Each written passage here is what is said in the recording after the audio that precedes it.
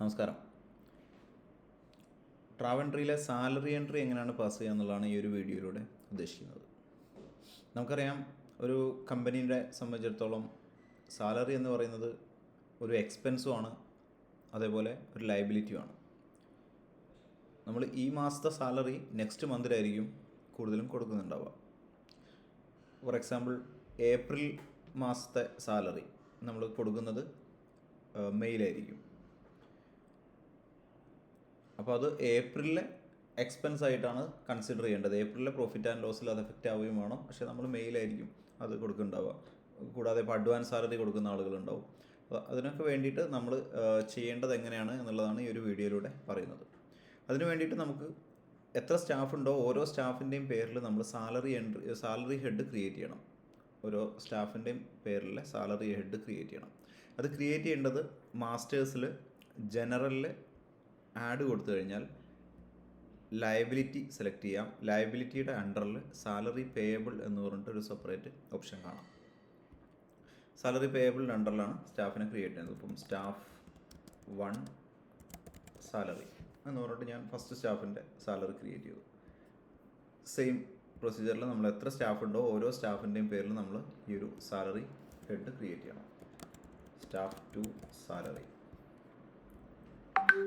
ഇതുപോലെ എത്ര സ്റ്റാഫ് ഉണ്ടോ ഓരോ സ്റ്റാഫിൻ്റെയും പേരിൽ സാലറി ഹെഡ് ക്രിയേറ്റ് ചെയ്യാം.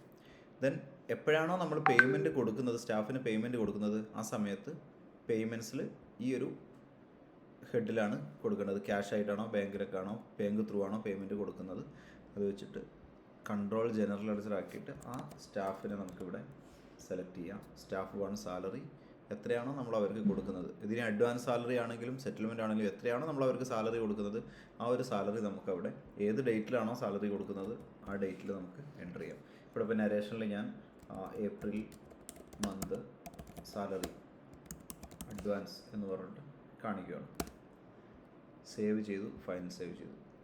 ഇങ്ങനെ നമ്മൾ ഓരോ സ്റ്റാഫിനും സാലറി കൊടുക്കുന്നത് ആ സ്റ്റാഫിൻ്റെ പേരിൽ പേയ്മെൻറ്റ് ചെയ്യാണ് വേണ്ടത്. ഓക്കെ.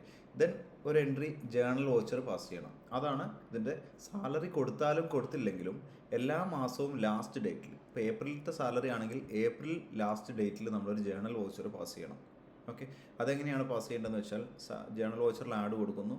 ഏത് മന്താണോ ആ മന്തിൽ, ഇപ്പോൾ ഏപ്രിലത്താണ്, ഏപ്രിൽ 30 ഞാൻ ഡേറ്റ് സെലക്ട് ചെയ്തതിന് ശേഷം ഓരോ സ്റ്റാഫിൻ്റെയും പേരിൽ ഹെഡ് ഇവിടെ സെലക്ട് ചെയ്യുന്നു.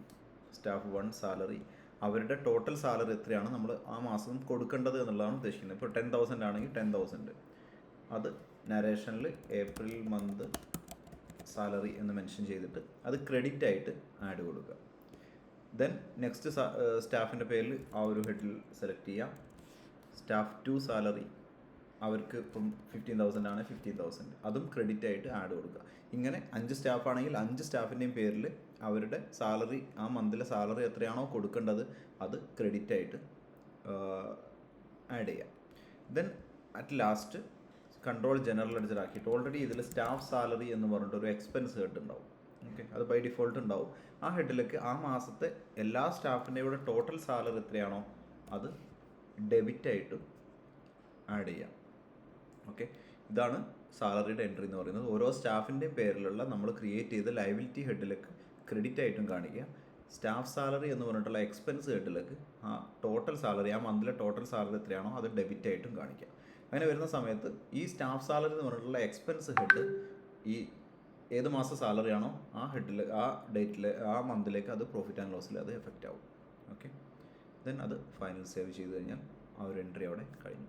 ഇനി ആദ്യം JV ഇട്ടിട്ട് പിന്നെ പേയ്മെൻറ്റ് ചെയ്യുന്നതുകൊണ്ടോ ആദ്യം പേയ്മെൻറ്റ് ചെയ്ത് പിന്നെ JV ഇടുന്നതുകൊണ്ടോ ഒന്നും കുഴപ്പമില്ല. പക്ഷേ ഏത് മാസത്തെ സാലറി ആണോ ആ മാസത്തെ എൻട്രി ആയിട്ട് അത് ജേണൽ വോച്ചർ നമ്മൾ പാസ് ചെയ്തിരിക്കണം എന്നുള്ളതാണ്.